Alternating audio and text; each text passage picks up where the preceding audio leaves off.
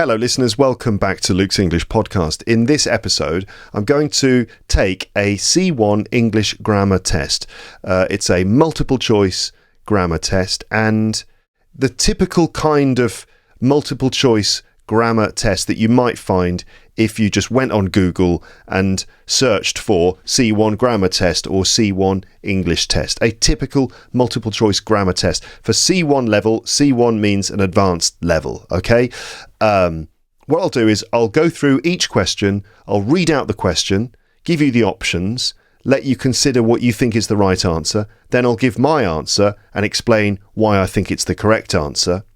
And then I can also give you some mini grammar lessons along the way, okay? So my reasons for doing this are twofold. There are two of them. First of all, I just want to teach and discuss grammar on this podcast. Now, I don't think that grammar is the be-all and end-all when it comes to learning English, right? I mean, that's not to say that it's not important. Of course, having a good base of grammatical knowledge and being able to control your grammar and use English accurately is obviously very important. But I don't think it's the be-all and end-all, but I do think it's important. And also, I don't really do grammar on this podcast that often. For a couple of reasons. The first reason is, as I said, it's not necessarily the most important thing. And a lot of people studied grammar for years at school and didn't necessarily get very far with that approach. And so I want to offer something different, which is a more of a kind of communicative approach to doing this, where you are able to just listen to English being used and focus on the meaning and expose yourself to a lot of language and maybe pick up vocabulary, which arguably is more important than grammar. So that's one of the reasons I don't do grammar that much, because I prioritise like other skills and other language systems in my episodes. The other reason I don't often do grammar on the podcast is because it can become a bit boring, let's be honest. I mean, I personally don't find grammar to be that boring myself. I think it's a kind of a fascinating thing, exploring the structures of English and the way that the language works, the mechanics of it. I actually find that interesting. But in my experience as a teacher, and I've been teaching in classrooms to adults for, I think it's about 25 years now, there's always the same thing that kind of happens where you know the students want grammar because they think, I've paid my money, I'm in a language school, let's do some serious studying of English, and that means studying grammar. So come on, let's do it. And then you do it and you end up doing some series of exercises which allows the students to focus on, I don't know what it could be, like verb tenses or sentence structures. And you get to a point where you are discussing and explaining, let's say, why certain answers are correct, and you get into the so-called rules of grammar. Not that they are rules, really. They're more kind of ways of decoding the patterns of English. It's not like someone wrote a rule book. Instead, these are just sort of ways that we understand how grammar works. And we get into that, and it starts to become a bit abstract, where you're using a lot of, let's say, meta language. You're talking about language, and sometimes the language you're using to describe the language that you're trying to learn becomes arguably more complicated, and you end up sort of splitting hairs. This means getting into minute details and making very slight distinctions between things, and before you know it, you're discussing language almost out of context, away from its meaning. And when you take language away from its context and its meaning, then it becomes like this abstract, almost meaningless thing. It can be a bit frustrating. You get to a point where you can't see the wood for the trees, which is an idiom in English just that means that you can't see the bigger picture because you're focused on these tiny details. So those are the two reasons why I don't often do grammar on the podcast, and that might happen in this episode. But we'll see. When we get there, we'll see. So I want to teach and discuss grammar on the podcast. I don't do it often. And also, I'd like to talk about the pros and cons of using tests like this to measure your English level, and talk more generally about how we test our level of English and what the difference is between a good test, a bad test, in my opinion, and even a scam test as well.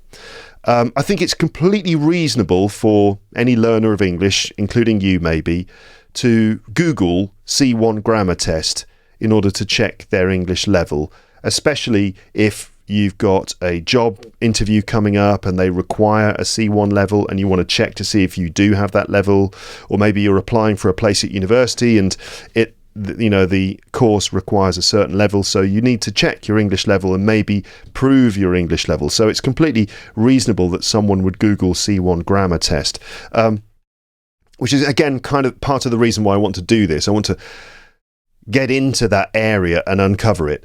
But an important point here, I think, is that your English level is not just about grammar. Other skills matter too. And a multiple choice grammar test really only tests a very small part of the overall the particular set of skills that you need to be good at English. Identifying correct sentences from a list of options is really only a small part of it. And being good at English really involves a complex interplay of different language systems and different skills. So it involves vocabulary, your vocabulary range and the way you use vocabulary, your grammar range and your control of grammar. So range meaning the variety of different grammatical forms you can use, the way you're able to control it, manipulate sentences for various purposes, your accuracy, whether you make mistakes or not, and just considerations about the pragmatics of English. It's slightly harder to define this, but general communicative competence or your interactive ability, just measuring your ability to cooperate with another person in English and make adjustments and changes to your English to have certain effects. Also, of course, your pronunciation, your clarity, the way you organise your ideas when you speak or write. And of course, the fact that there are receptive skills and productive skills. Listening and reading are receptive skills, and there are a variety of different skills under those categories. And then speaking and writing, of course. So just identifying correct grammatical sentences is really only a small part of one section in the overall range of different skills that you need for being good at English, right? But that's not to say grammar is not important. Of course, you need a good understanding of grammar and the ability to choose from a variety of different forms that you have in your mind to express yourself fully. But there is a difference between knowing about grammar and being able to use grammar effectively. Right, having a sort of explicit knowledge of grammar because you've studied it and you know the names of the different grammatical forms and you know the quote-unquote rules that dictate what is right and what is wrong.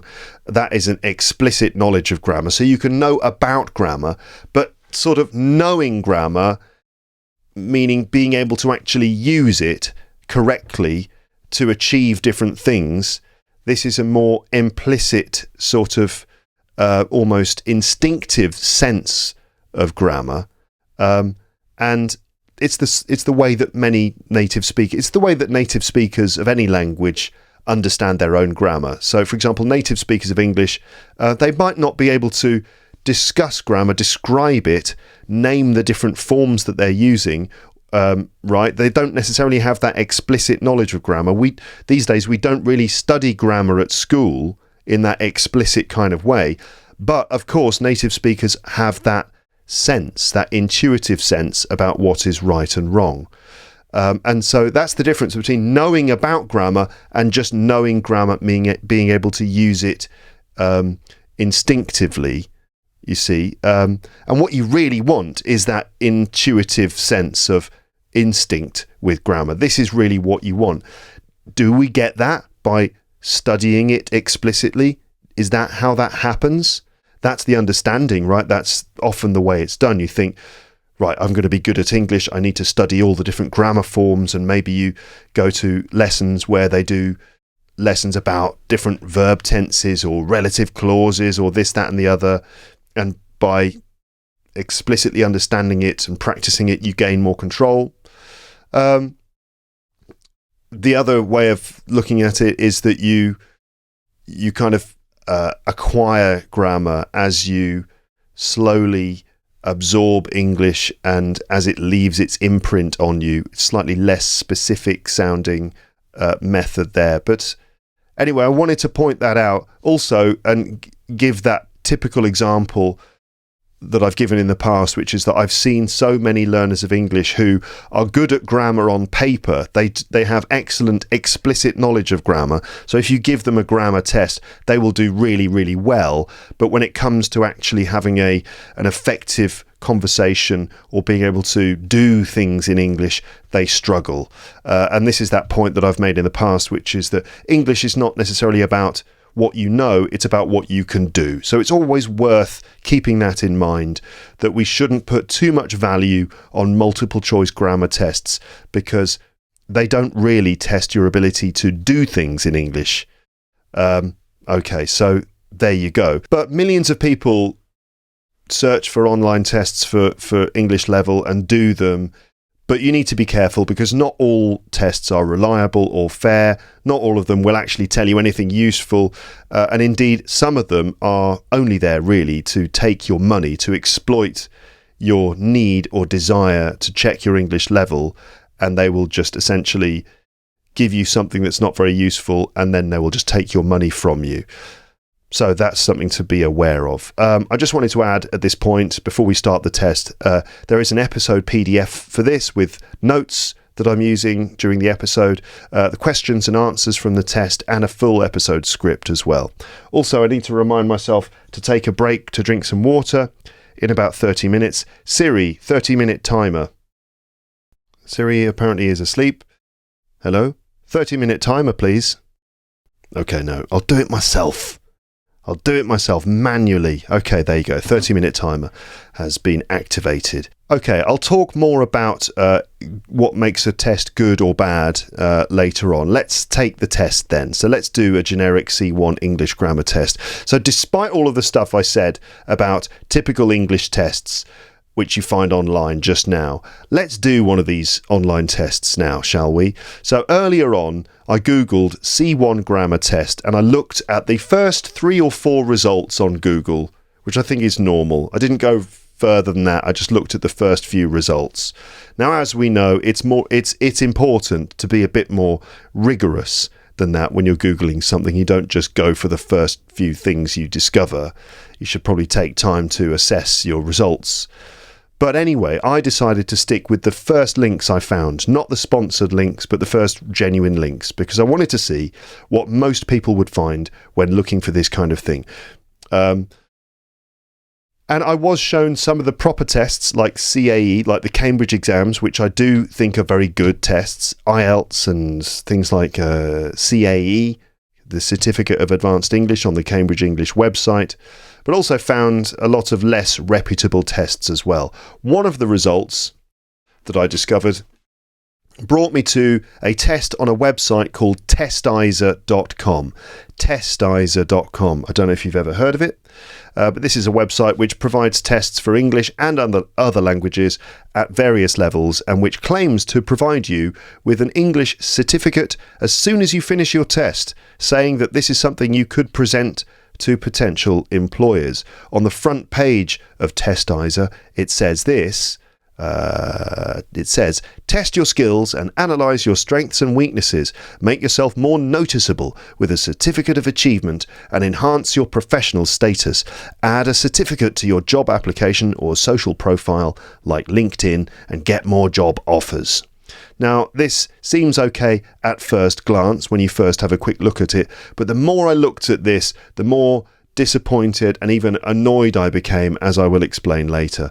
So we will kind of critique the test later on, but for now, let's just take the test and see what it's like. What grammar points come up? How can I use this to teach you some English? And does this test have any good points at all? Okay, so let's get started. Now, the test has a timer. It's got a 25-minute timer, so I won't necessarily have time to discuss each question as I do it. So I'll just give you the questions. We'll go through the 25 questions. I'll read out the questions and the options. I'll let you think about what would be the correct answer. I'll give my correct answer, and then later I'll go back through the test and explain everything that came up.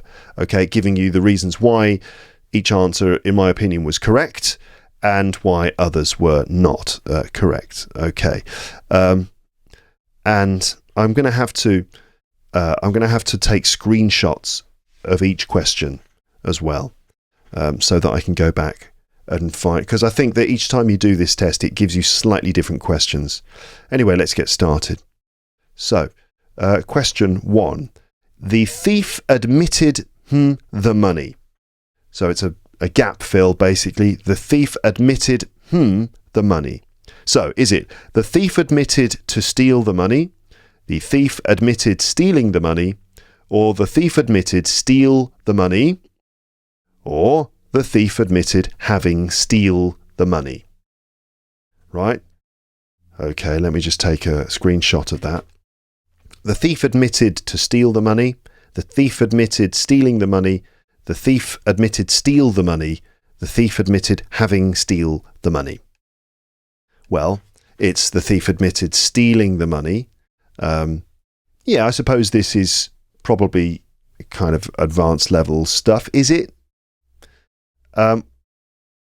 Yeah, it's admit doing, that's the reason. I'll go through each question again, as I said, and give more specifics, but it's admit doing. After the verb admit, it's one of those verbs that requires an ing, a gerund form of the next verb, if it's followed by another verb, which it probably is. Admit is normally followed by a verb. Admit doing something. The thief admitted stealing. So that's why it's not to steal, and it's not steal. The thief admitted having. Now, having is a gerund, but this is what's called a perfect gerund, meaning the gerund form of the auxiliary verb have, that's having. But of course, in perfect forms, you need the past participle. So that would be the thief admitted having stolen the money. That would be correct. But no, it's the thief admitted stealing the money. I don't have time, actually, to give comments like this on every question at this point. I'll have to wait until afterwards. So anyway, next question, number 2. This time tomorrow, I something lying on a tropical beach. This time tomorrow, I lying on a tropical beach. So is it, this time tomorrow, I've been lying on a tropical beach? Or, this time tomorrow, I'll be lying on a tropical beach? Or, this time tomorrow, I'm lying on a tropical beach? Or is it, this time tomorrow, I'll being lying on a tropical beach? Okay, I think this is one of those cases where certainly your instinctive knowledge of grammar kicks in when you just know that I'll being lying on a tropical beach just never sounds right.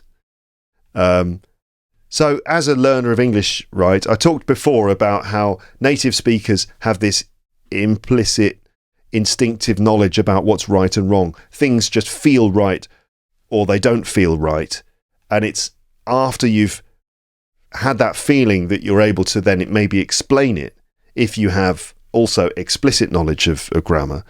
That's not to say that learners of English like you, someone who has English as a second language, that you don't have that instinct. Of course you do. You do have that instinct, and I always want you to develop that instinct of what feels right and wrong by essentially listening a lot and reading a lot. And as you do that, you slowly build up a kind of memory bank, a subconscious memory bank of all of the English that you've been exposed to in your life. And something just feels wrong when you hear or read I'll being lying. It just feels wrong because you just know from experience that this never happens, that that combination of words never happens. So of course you have certain instincts, which is great, and that's something I want you to build on. But you'll be using a combination of that instinct and your explicit knowledge of grammar, and just knowing, for example, that I'll that will is not followed by a gerund like that, I'll being, or followed by a present participle. So, it's this time tomorrow I'll be lying on a tropical beach. Now, I would actually argue this time tomorrow I'm lying on a tropical beach. I think that's not necessarily wrong. So I would think that's okay too. But this time tomorrow I've been lying on a tropical beach is certainly not correct. I'll go through the answers. I'll go through the answers afterwards, as I said. So I need you to just kind of keep moving here.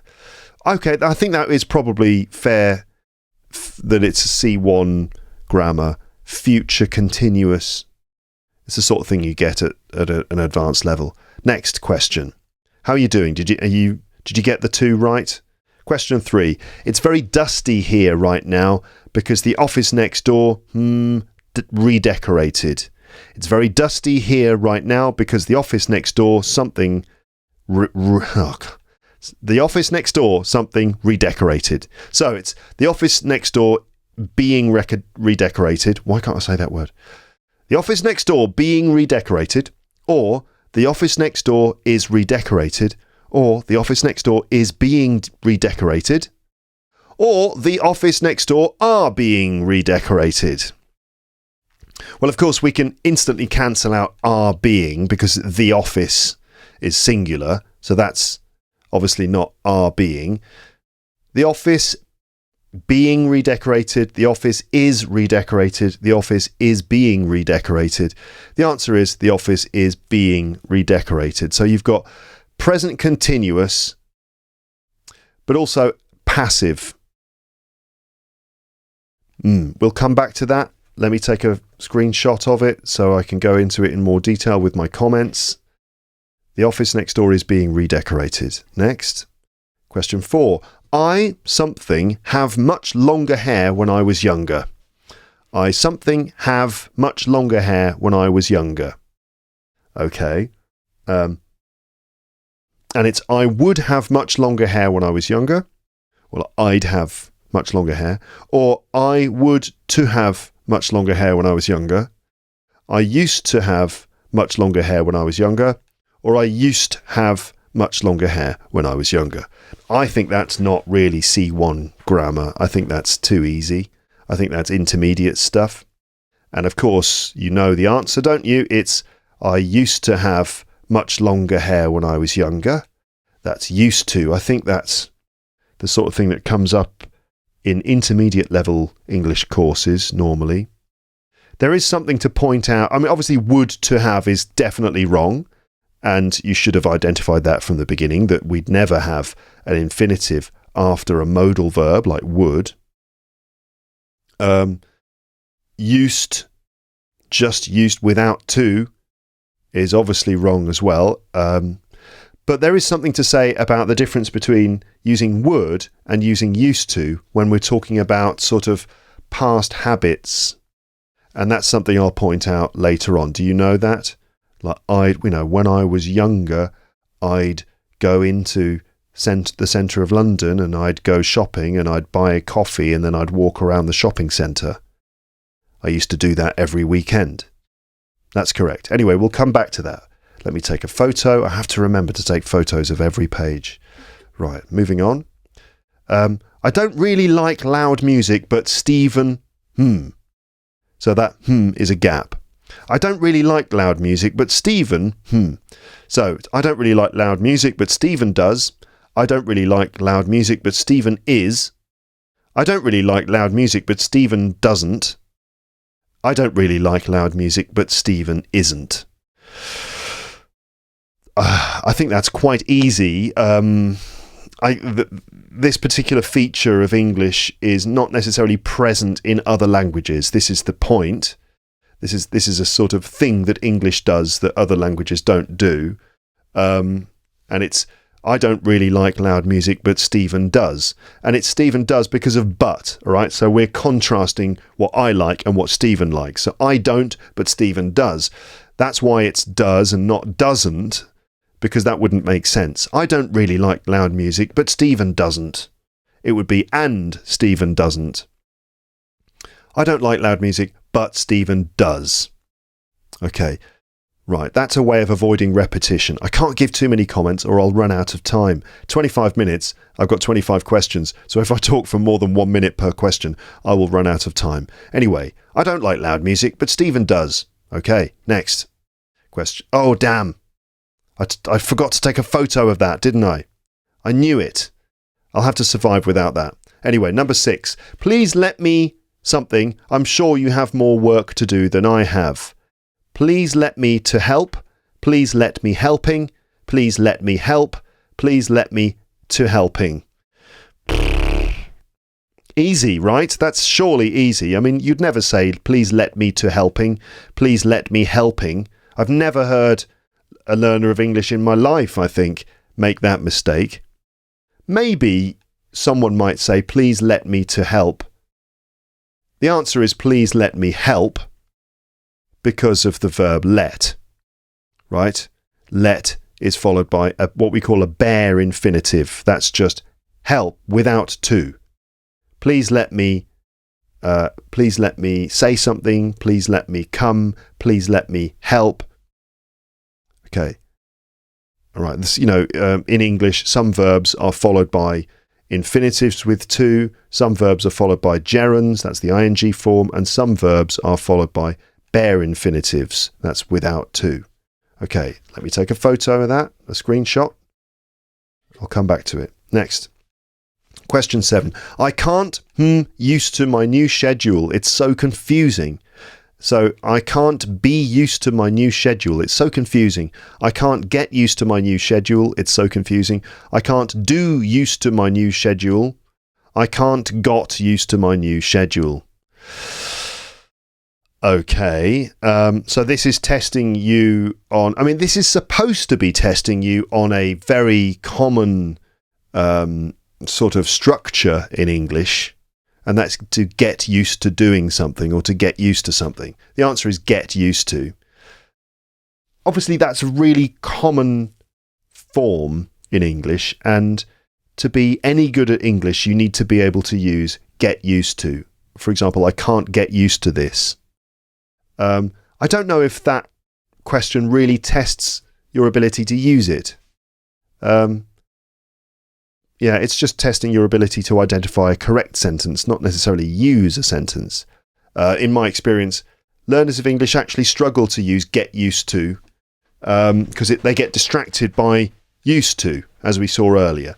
Anyway, it's I can't get used to my new schedule. That was question 7. Let me take a screenshot. Okay, moving on. Question 8. We are find a petrol station soon. We've been driving for 3 hours. So we're sure find a petrol station soon. Or we are must find a petrol station soon. Or we are bound to find a petrol station soon. Or we are have to find a petrol station soon. Again, I understand what the test is doing, that there are certain structures in English that you probably should know at an advanced level. Like, for example, bound to find. But I don't know if this is really the way of testing your ability to do it. It would be better to force you to construct a sentence which meant the same as another one, like sentence reconstructions, where you're forced to use a certain word, but you've got to use the right preposition or the right auxiliary verb in the right forms. Anyway, we are bound to find a petrol station soon. We've been driving for 3 hours is the correct answer. Okay, yeah. Right, I'll come back to that question and give my comments and more details and little grammar lessons soon. Let's carry on though. I've only got about 12 minutes. Question 9. We would rather on holiday in August, but we had to wait until September. In the end, we had a great time. We would rather on holiday in August, but we had to wait until September. In the end, we had a great time. So you've got to use contextual clues here to make sure you understand the time period for this. So are we talking about the past, the present, or the future? We would rather on holiday in August, but we had to wait until September. In the end, we had a great time. So this is someone looking back at their summer holiday. It may be the autumn, maybe the winter. But we're looking back on our summer holiday and talking about the past. So we would rather go on holiday in August. We would rather have gone on holiday in August. We would rather that we go on holiday in August. Or we would rather went on holiday in August. So it's not we would rather go on holiday in August because that's talking about the future. We would rather that we go is just not grammar in English. Right? And we would rather went on holiday is also not correct grammar. So if you want to say we would rather, but about a thing that happened in the past, you have to use that perfect form. We would rather have gone on holiday. Okay. Oh, I forgot to take a screenshot. I can't go back because if I go back, it resets the test. All right. Got to remember that. Question 10. He has a car which he drives much too fast. He has a car which he drives much too fast. So he has a big red German car. He has a German red big car. He has a red German big car. Or he has a red big German car. Right, so this is the order of adjectives. Hopefully one of those will just feel right. So he has a big red German car. He has a German red big car. He has a red German big car. Or he has a red big German car. The answer is he has a big red German car. Size, colour, origin. There is an order to adjectives that we use. If we use multiple adjectives in a line, in a row, they have to go in a certain order. And if they're not in that order, it just feels wrong. So size, colour, origin, big red German car. Yeah, moving on. Ah, damn it, I didn't take a freaking screenshot. Big red German car. I wanted to make a note of that because I want to talk about I want to tell you about the order of adjectives. Let me just write that down. Big red German car. Right, I'll come back to that. 11. We bought something for our flat. So we bought new furniture for our flat. We bought new furnitures, plural, for our flat. We bought furnitures new for our flat, or we bought a new furniture for our flat. So furniture's new is obviously completely wrong because we don't put the adjective after the noun in English, right? I mean, that's not advanced level, that's basic stuff. It's obviously new furniture, not furniture's new. So that you can forget that. So we have either new furniture, new furnitures, or a new furniture. Now the answer is new furniture because furniture is uncountable. Right, so we don't pluralize the word and we don't use we don't use a indefinite article with that word either. So that's about words that you might not expect to be uncountable and understanding countable and uncountable nouns. I've taken a screenshot. Let's move on. Halfway through the test, more or less, the boat sailed across Pacific Ocean. This is a question about articles. The boat sailed across Pacific Ocean. So is it the boat sailed across Pacific Ocean? The boat sailed across the Pacific Ocean? The boat sailed across a Pacific Ocean? Or the boat sailed across an Pacific Ocean? You should all know that it's the Pacific Ocean, right? The answer to that one should be obvious, but I will come back to it. Next. Question 13. I read English newspapers. Forget my English. So, I read English... Why do you read English newspapers? I read English newspapers so as not to forget my English, or I read English newspapers not to forget my English, or... Hold on a minute. Let me back up. So, I read English newspapers so as not to forget my English. I read English newspapers to not forget my English. Or, I read English newspapers so as not forget my English. Or, I read English newspapers to forget my English. So the last one obviously there doesn't make sense. Why do you read English newspapers? Oh, to forget my English. Doesn't make sense. The answer is so as not to forget my English. But I actually would say that to not forget my English is also acceptable and correct, although the test doesn't agree with me. But I read English newspapers. Why? Well, so as not to forget my English. Okay, take a screenshot and continue. All right then. I've got 6 minutes left. I've got to hurry up. Question 14. Something, so space, I need is 4 extra hours in the day. So it's what I need is 4 extra hours, or it's I need is 4 extra hours, or the reason I need is 4 extra hours in the day, or that I need is 4 extra hours in the day. I mean, that should be obvious. Again, I understand what the test is trying to do. It's trying to test you on the fact that you should be able to form cleft sentences in English, sentences that begin with a what, for example, that aren't questions, and you have to understand the way that the rest of the sentence works. But I mean, you could get this question right easily without being a master of cleft sentences, just because you know that the other options are complete nonsense.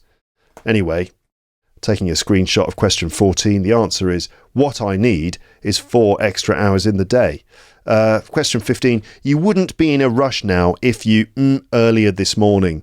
You wouldn't be in a rush now if you earlier this morning. Earlier this morning is a big clue. That's in the past.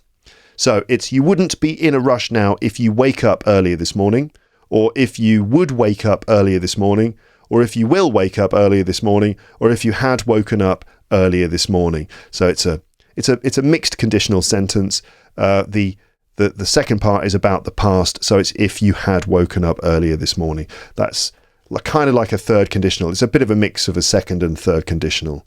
Okay.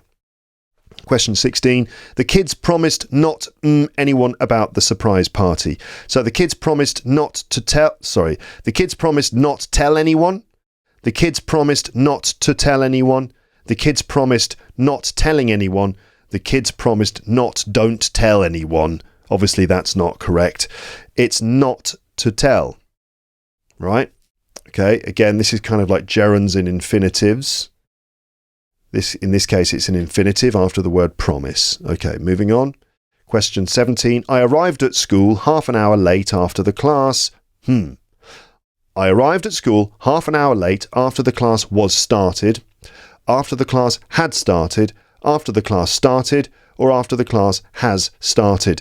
This one is actually debatable and borderline. I think there's more than one possible answer to this, but it's after the class had started, I arrived late. Past perfect there to make it clear, to make it explicit when the action happened.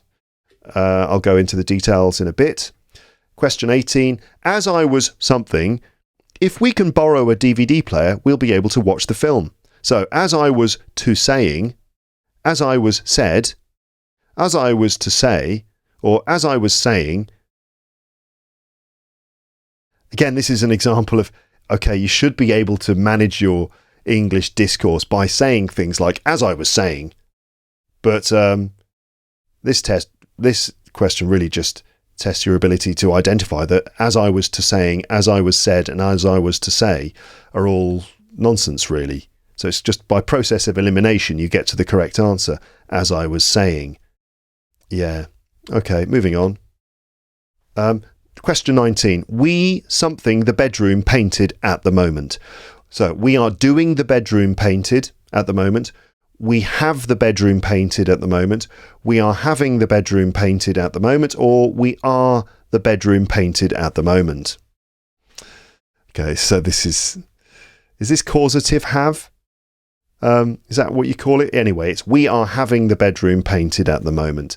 I'll explain why in a moment, because I've only got 2 minutes left to do 5 or 6 questions. This is question 20. You can't something left your phone at the hotel. We used it to call a taxi. You can't. So I think I've left my phone at the hotel. No, you can't left your phone at the hotel. We used it just now. So you can't haven't left your phone. You can't have left your phone.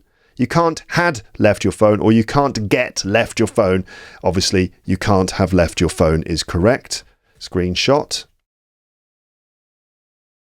Okay, next. Question 21. I've lost my wallet with the tickets in it. In other, we can't go to the concert. I've lost my wallet with the tickets in it. In other, we can't go to the concert. in other opinions, we can't go to the concert. In other case, we can't go to the concert. In other notion, it's obviously in other words. In other words, we can't go to the concert. Okay, just another sort of fixed phrase, I think, that is being tested there. Question 22, it was something, weather, that we made up our mind to stay indoors. It was such an awful weather that we decided to stay indoors, or it was such awful weather that we decided to stay indoors. It was so awful weather that we decided to stay indoors, or it was a very awful weather that we decided to stay indoors. It was such awful weather is the correct answer. You could be caught out by that one, because I do notice learners making mistakes with that kind of thing. We'll go through it in a minute. Question 23. We had a good holiday, even it rained quite a lot. We had a good holiday, even though it rained quite a lot. I will explain in a minute. Running out of time. I've got about 18 seconds.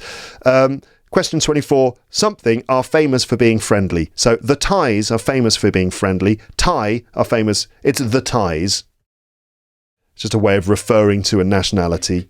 And question 25. Quickly take a photo of it before you run out of time. Okay, I've run out of time.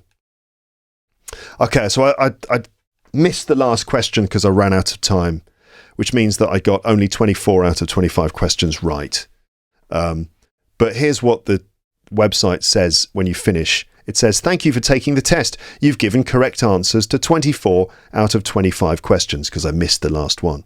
This is an excellent result. Your level is likely to be higher than advanced. Try to take the next level test.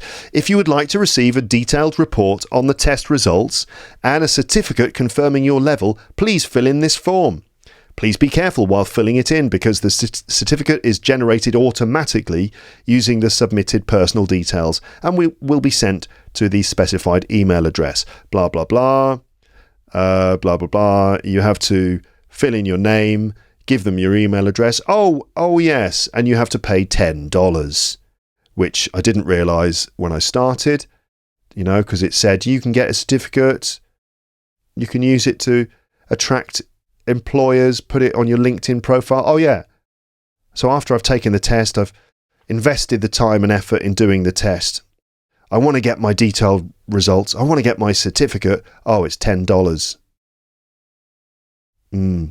Which seems a little bit unfair, doesn't it? That they didn't seem to make that explicitly clear at the beginning. That's my water reminder. They didn't seem to make that explicitly clear at the start that I would have to pay $10. It's only until you've actually done the whole test that you realise, oh, I've got to pay $10. That's a bit dodgy, isn't it? Okay, right, so let's go through the questions. There was another one that there were a few that I didn't screenshot, including the one about Stephen. I don't like loud music, wasn't it? I don't like loud music, but Stephen does. Okay, so I'll deal with that. And there's the big red German car as well to deal with. Right, so what I'm going to do now is just put together the questions onto my Google document and then go through them again one by one and do little sort of mini grammar lessons for each one. So let's do that now, shall we? Oh, drink of water. Let's have some water first. Let's have a little water break. When I've finished my water break and I've collated all of those questions onto the Google document, then we'll take a trip into a grammar hole. We're going to go down a rabbit hole of English grammar in just a moment. Okay, then. Let's go through the questions one by one. There were, I think, 3 that I didn't manage to capture with screenshots, and I can remember 2 of those. There's just one I can't remember, so never mind. Question 1 was the thief admitted stealing the money, right? The thief admitted stealing the money. So this comes under the category of gerunds and infinitives, which is a big thing in English.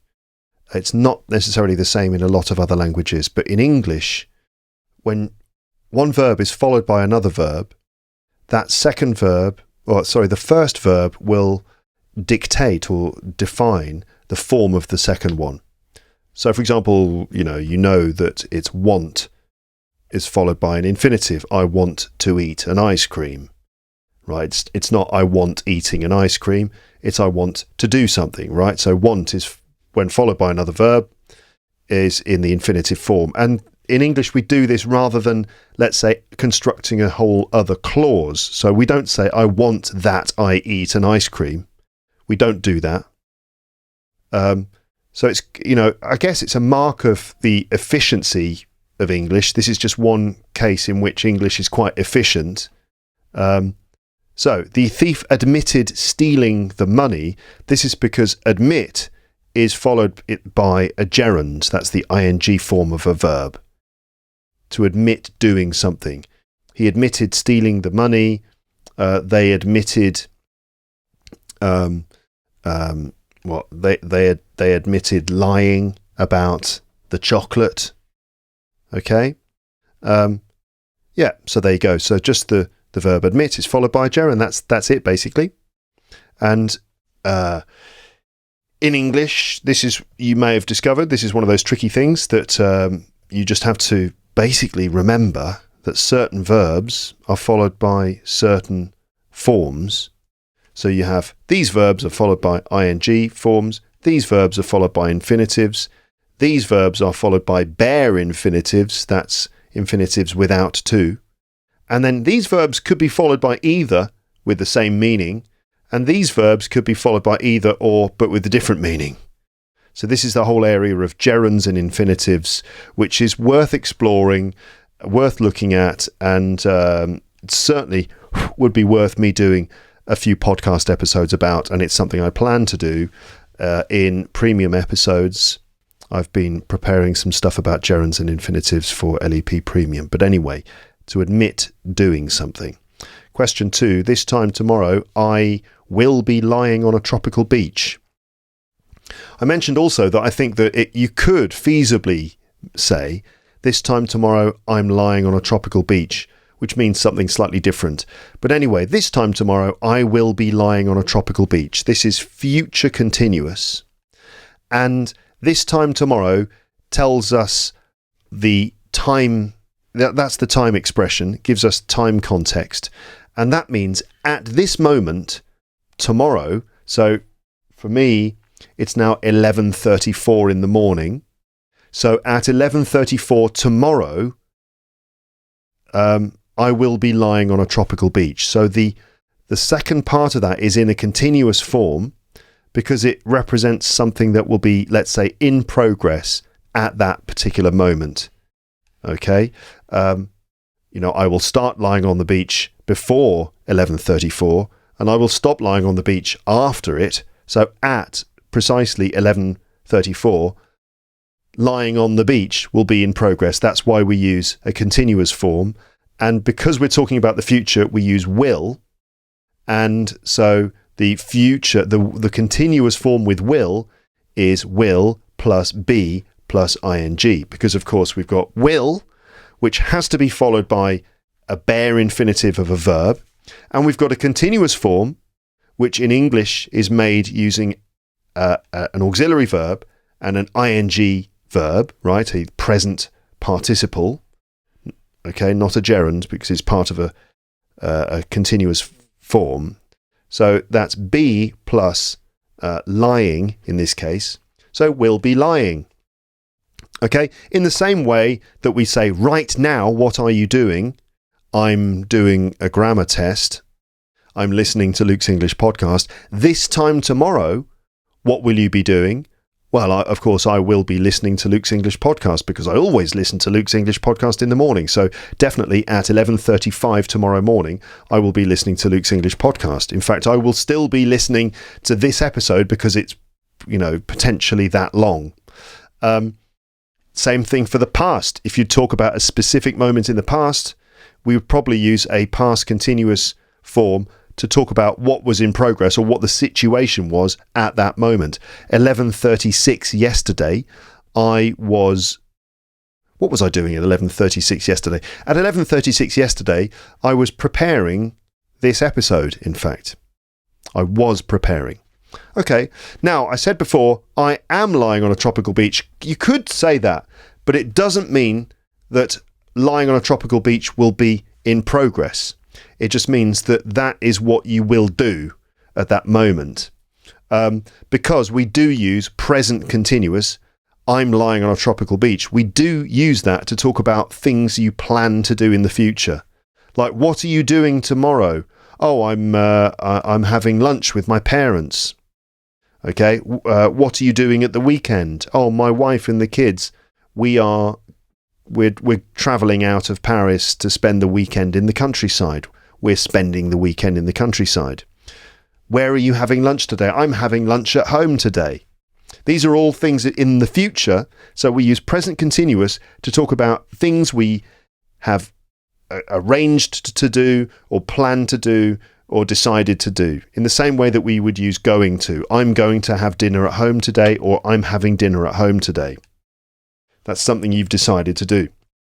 So, this time tomorrow, I'm lying on a tropical beach, but that does mean that at 11:37, you will start lying on a tropical beach. So, right, it's 11:37, time to lie down. And then you lie down, you know. This time tomorrow, I'm lying on a tropical beach. That means you intend to start lying on a tropical beach at 11:38 tomorrow. This time tomorrow, I've been lying on a tropical beach doesn't work because I've been is present perfect continuous, and we use that to describe the past and the present. It's not for talking about the future. Maybe you could say, I will have been lying on a beach, but you would use that to talk about how long. Because tomorrow I'm going to start lying on the beach at 9 o'clock. So at 11:38 tomorrow, I will have been lying on the beach for 2 hours and 38 minutes. Why would you say this? I don't know what kind of inane conversation this is. This is not normally what we say when we're talking about our holiday plans. What about you? How long will you have been lying on the beach this time tomorrow morning? Good question. Great conversation. Tomorrow morning, I will have been lying on the beach for 3 hours at this time. Anyway, so let's move on. Question 2. So far, okay. I mean, so far, all right, the test is testing grammar points which are, probably around a C1 level. You certainly should be able to use this stuff. I mean, like I keep saying, it's one thing being able to identify the right answer from a series of answers where some of the answers are obviously wrong. But would you be able to come out with this kind of stuff on your own, right? Would you... If it's the end of July and you're talking to your friends and you're saying, you know what, I can't wait to go on holiday. We're leaving in the morning. And you know what, this time tomorrow, I'll be lying on a tropical beach. Are you capable of just independently coming up with that? That's really the real test. And it's hard to test that. It's really hard to test that, to contrive a situation where you are forced to use advanced forms of English independently. And so what tests end up doing is they think that by making you choose the correct answer from a series of incorrect answers, that's equivalent to you actually being able to do that on your own. And it's not the same thing. Recognizing something as correct or incorrect is far from being the same as you actually being able to produce it on your own. These are different skills entirely. So, the test is limited. Question 3. It's very dusty here right now because the office next door is being redecorated. So there are 2 things going on here. First of all, it's in present continuous, but also it's passive. So it's present continuous because this is right now. This is what is happening right now. The office next door is being redecorated. It has to be in the passive form because we don't actually know who is doing it, right? You're familiar with passives. A passive structure is used when we don't actually state the person or thing that does the action of the verb. Normally we have subject, verb, object. Decorators are redecorating the office. Workers are redecorating the office. So the subject is the one who does the verb. That is an active sentence. But sometimes, for various reasons, we want to shift things around and put the object of the one that receives the action of the verb at the beginning of the sentence, right? Like this: the office next door is being redecorated. Now, we start with the office next door because this is what we are talking about. We're not talking about the workers. We're talking about the office next door. Okay, but the office is receiving the action, in this case, being redecorated. So that's why it has to be passive. And we use the verb be and a past participle. This is how we express this idea. Okay, so be and a past participle. But also, as I said before, we need present continuous because we're talking about something that's in progress right now. As in the question, it's very dusty here right now. Okay, so you've got present continuous and you've got a passive form, and you've got to connect them together. A bit like earlier when we had will and a continuous form. Here we've got passive and a continuous form. The office next door is being redecorated. So in a continuous form, you need the verb be. In this case, that is, right? And you also need, what's the next part of a continuous form? That's right, a present participle, and that's the ing form. Okay, so that's is and being. The reason it's being is because of the passive part. Because if you remember, a passive structure requires be as well and a past participle. And you put those two forms together, you end up with is being redecorated. So is being, that's the continuous part. And yeah, it seems a bit strange to have is being. It's like be, the verb be, twice in different forms. But that's because you've got present continuous, which uses be, and passive, which uses be. And you slot them together, overlap them. The be from the passive becomes continuous, becomes progressive with the ing form. And then you've got redecorated, which is the past participle that you need from the passive part. You see what I mean about talking about grammar? It starts to twist your head up. Yes, I've said in the past that grammar can stop people in their tracks. What I find in my lessons is that, you know, the students want grammar, and so we do grammar, and then you get to a certain stage in the lesson where the students it's like their brains have been zombified, and they get this kind of like look on their face where they're like, everyone's brains have been turned into jelly, and you've kind of lost them.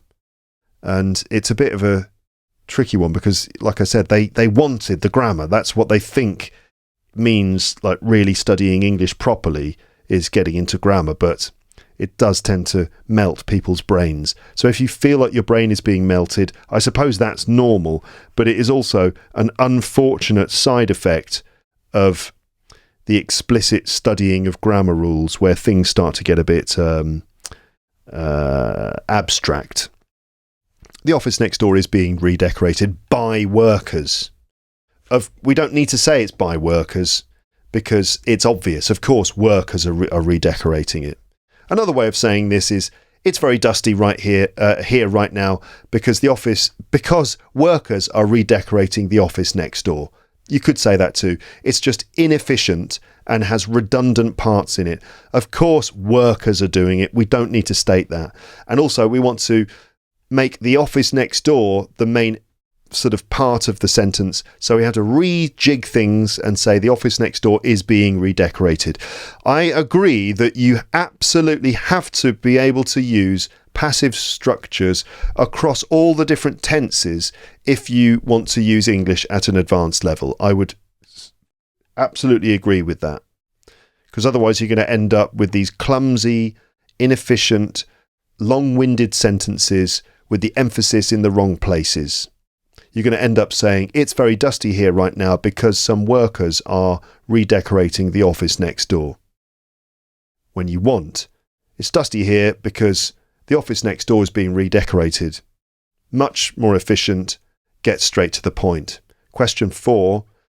I used to have much longer hair when I was younger. All right, I would say this is an intermediate bit of English, to be honest. And if you're talking about a C1 level of English, you need to be able to use used to. You need to talk about past situations or past habits. You need to be able to use would to talk about past habits. And you also need to be able to contrast this with get used to doing, which is going to come up later. So I used to have much longer hair. So this describes a situation in the past, which is not the case today.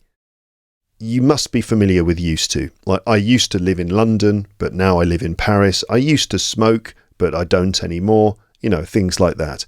It's used, USED plus to, and then just a standard form of a verb.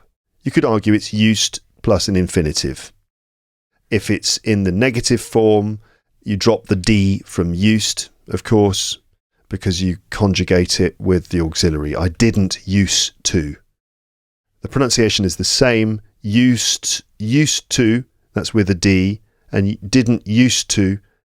The used to sounds the same because the D at the end of used, and the T at the beginning of to kind of combine to make one sound. So used to, I didn't used to, sound the same. I would to have, I mean, no one's going to do that. I've never heard a learner of English make a mistake like that. I would to have. I used have.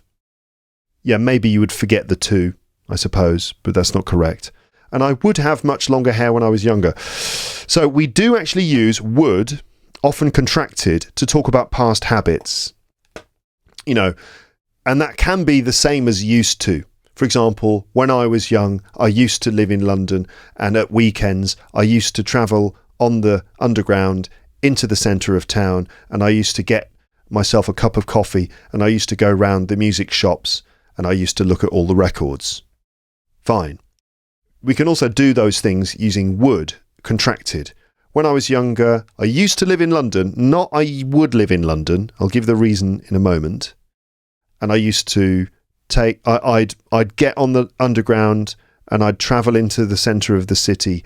I'd get myself a coffee and I'd walk around the music shops and I'd look at records. Okay, so there it's the same. So would and used to both talk about past habits. Now, we use used to with both action verbs and state verbs.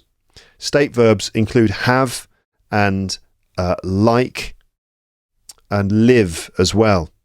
I used to live in London. I used to like going shopping, and I used to have long hair, right? But we wouldn't say I would have long hair when I was younger. I would like shopping when I was younger. And what was the other example? I can't remember now. Because would is only used with action verbs when we're talking about past habits. So I'd get the underground, I'd buy myself a coffee, I'd go round the shops and I'd look at records on Saturday mornings. Or I used to go shopping, I used to get myself a cup of coffee, I used to walk around the music shops. Okay? Because used to is with action verbs like get coffee, go on the underground, go shopping, look at records. Those are all action verbs, used to and would for both of those. But for state verbs like have long hair, like going shopping, live in London, only used to can be used with state verbs. Voila. Okay. Next one was question 5, which was I don't like loud music, but Stephen does. And I think I was saying before that what's going on here is that in English we use an auxiliary verb as a way of avoiding repetition. So you could say, I don't like loud music, but Stephen likes loud music. That's what this sentence means. But in English we consider that to be unnecessary repetition and it sounds clumsy. I don't like loud music, but Stephen likes loud music. Okay, so to avoid that repetition, we use an auxiliary verb as a replacement. It's called ellipsis. It's cutting the sentence back and replacing like loud music with a simple auxiliary, in this case does. The reason it's does is because the main verb is like, and this is just a normal verb And of course, in English, we conjugate normal verbs with do. Okay? Otherwise, it would be, I am a podcaster, but Stephen isn't. Okay?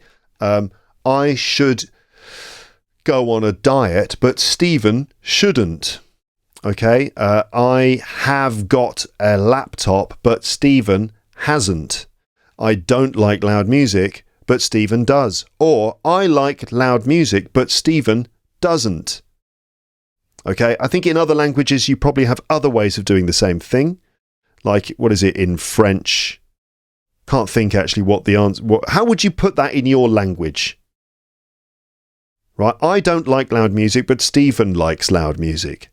Would you just say it like that, or would you change the last part to avoid the repetition? In which case, how? I'm curious to know. You probably use pronouns, or maybe you use some sort of adverb or something like that. Like maybe, I don't like loud music, but Stephen, yes. Which I think in Spanish might be how you do it. I don't like loud music, but Stephen, sí. You know, that sounded French. But maybe you do it like that. Or maybe you would say something like, I don't like loud music, but Stephen already, or some other thing like that. Stephen, indeed. But in English, it's an auxiliary verb that we use to do that job. That's what's going on there. Question 6. Please let me help. Please let me help. I'm sure you have more work to do than I have. The second part of that sentence is unnecessary. Please let me help. And this is, again, gerunds and infinitives. And that's because we use, after the verb let, we have a bare infinitive, let me help. And there are other examples of this. Other verbs like make, have, see, hear, feel, and watch. So make, you make me laugh. Have, I'll have him do it, which is a bit American. See, especially verbs of the senses. I saw her leave. I heard him sing. I felt the ground shake. I watched the children play. And I let it happen. And I made it happen. Okay. So that's just that this particular verb, let, is followed by an infinitive without to, otherwise known as a bare infinitive, along with make, see, hear, feel.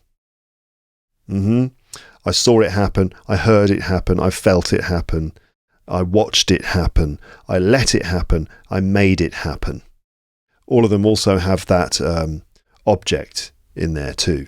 It, in this case, or please let me help. Okay, number 7. So, sorry, just going back to 6. Again, I need to do a premium episode in which I outline,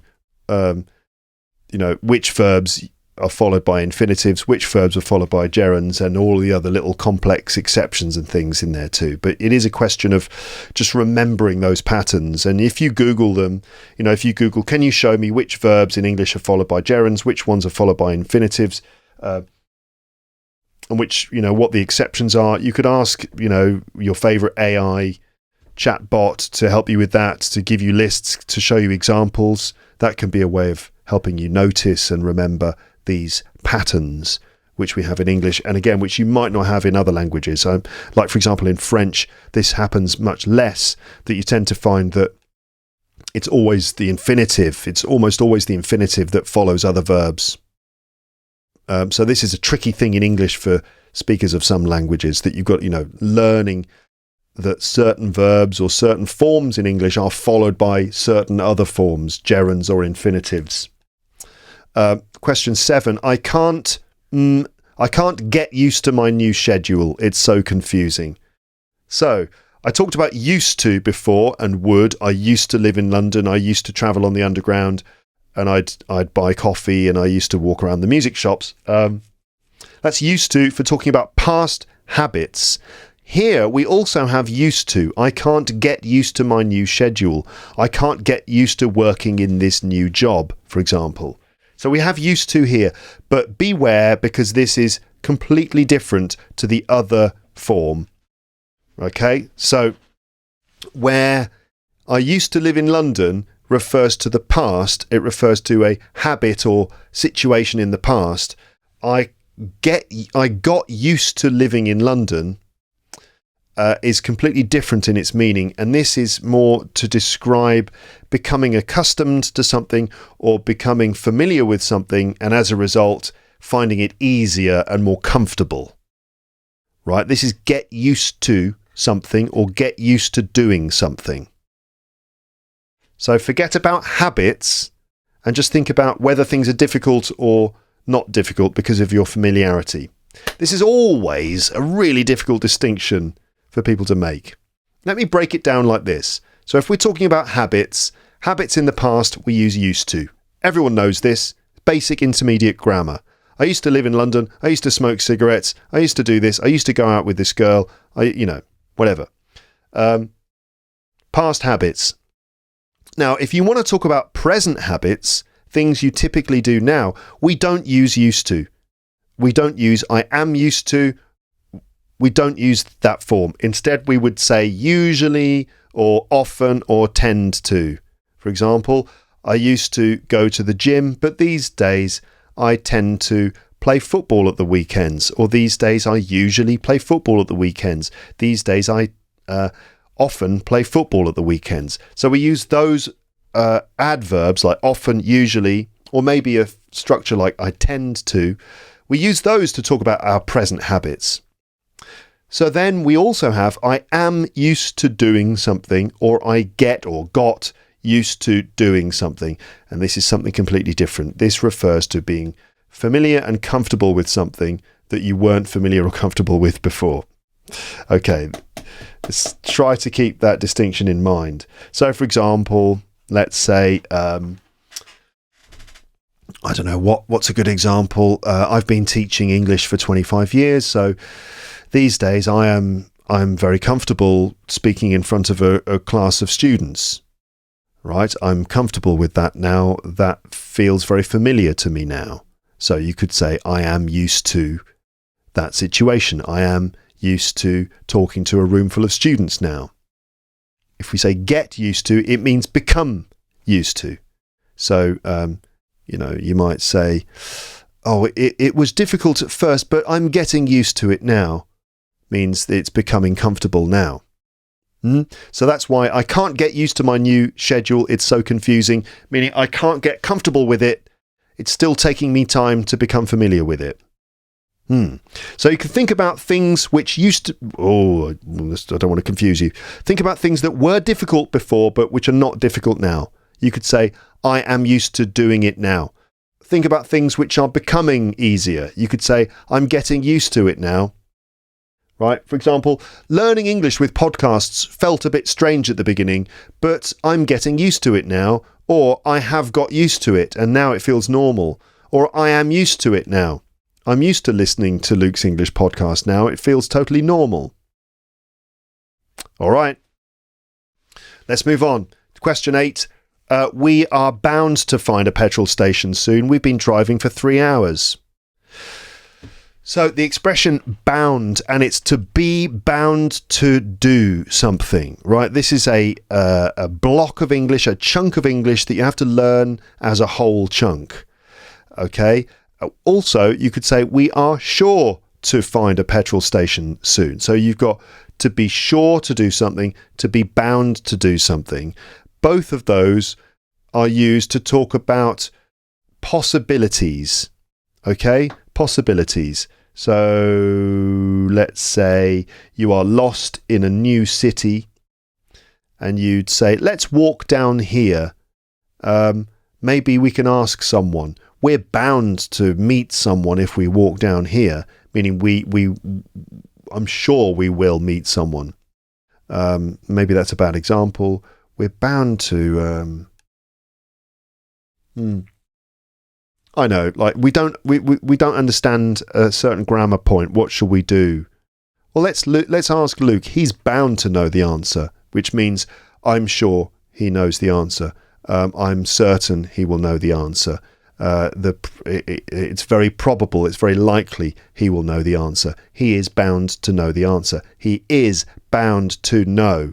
Okay, we're looking for a coffee place and looking for a place to get a nice coffee. Let's go down here. We are bound to find a nice cafe down here.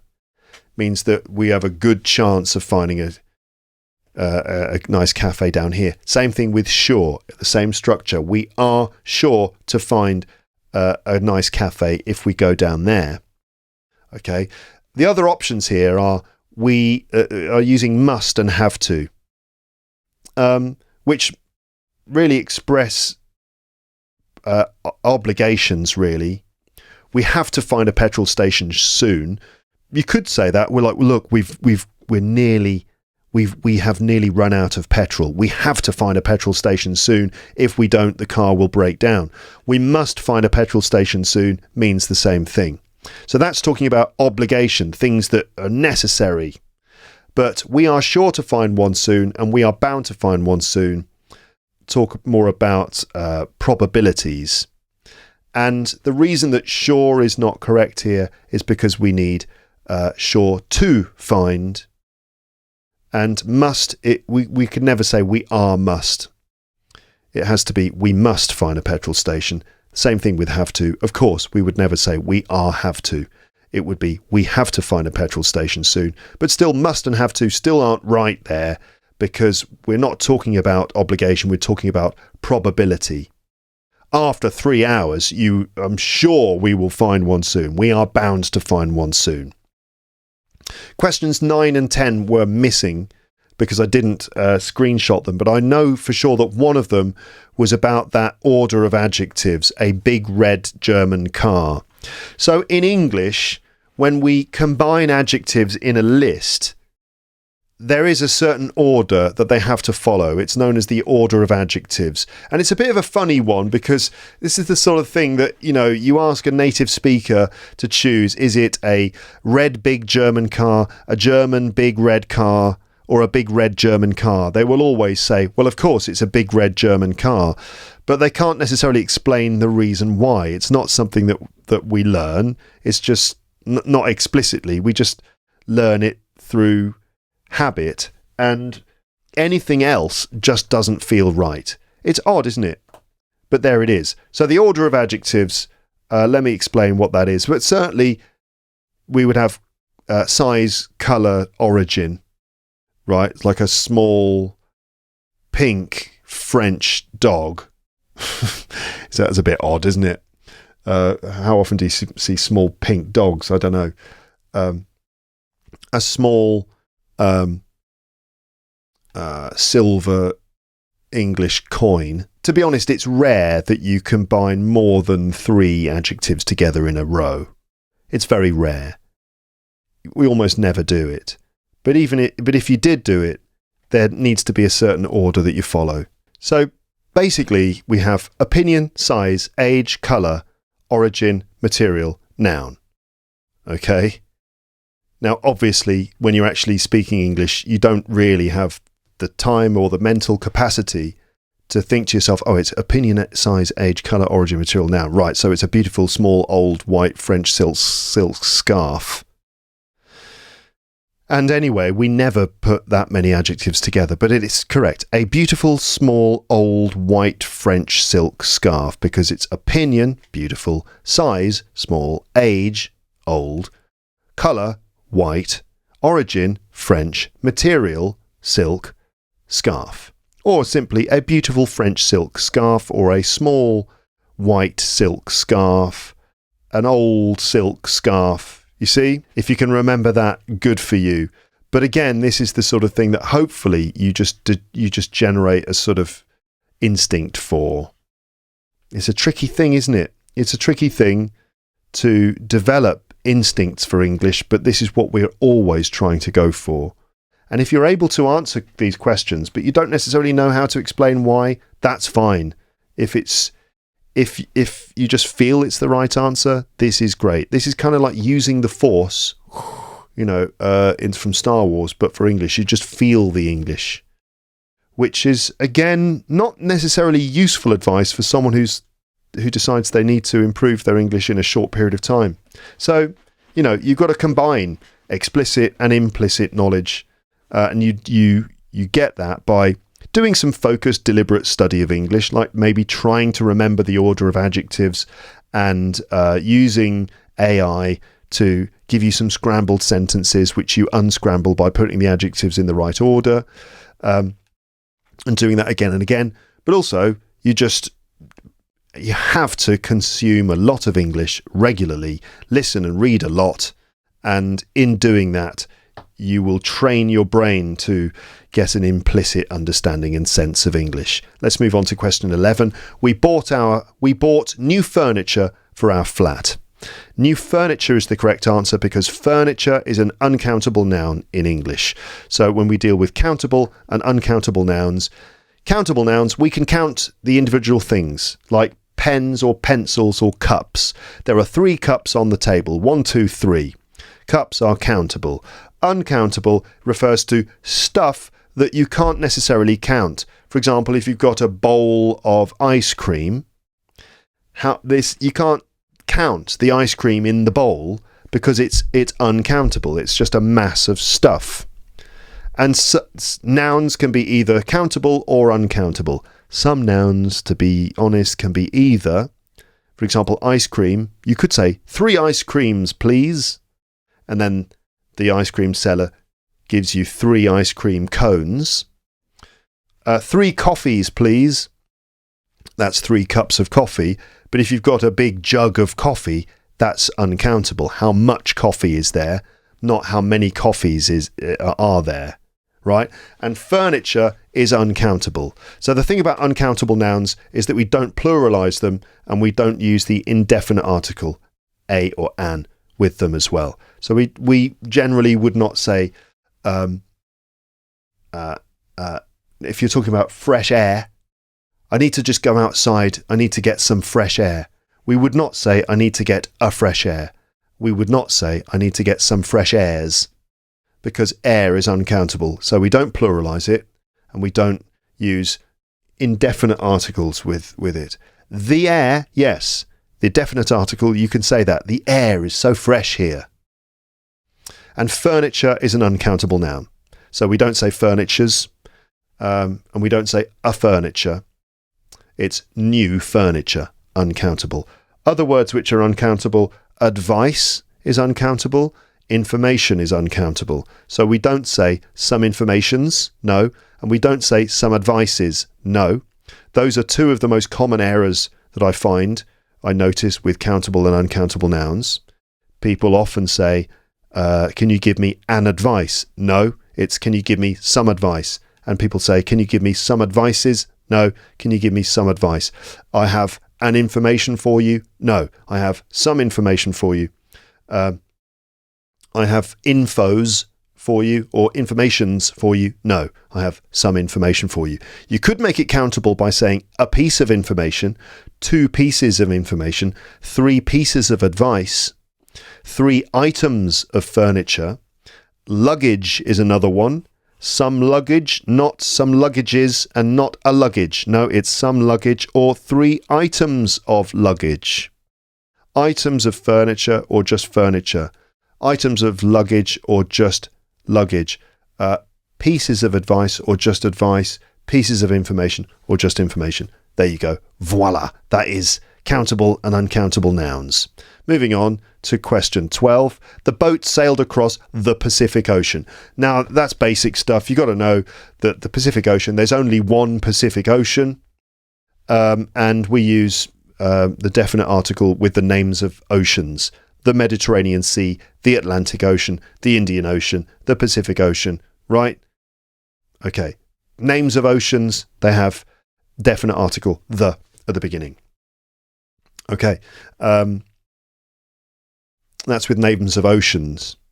Now, country names, not so much, right? Unless... So country names, I went to England, I went to France, I went to Spain, I went to Japan. So they don't have articles. We don't have the at the beginning, but some of them do. And it's normally if it's an island or if it's a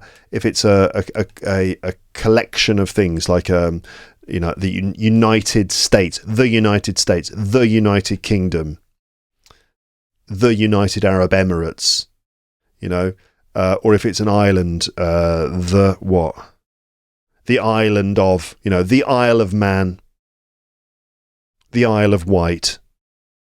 Okay. But oceans and seas, the Pacific Ocean, the Atlantic Ocean, the Indian Ocean. All right. Question 13. I read English newspapers so as not to forget my English. Now, you know, right, that we use infinitives to explain why. Why do you read English newspapers? I read English newspapers to improve my English. Okay, so, or in order to improve my English, another way of putting it is so as to. I read newspapers so as to improve my English. Okay, now the negatives of those, I read English newspapers in order not to forget my English.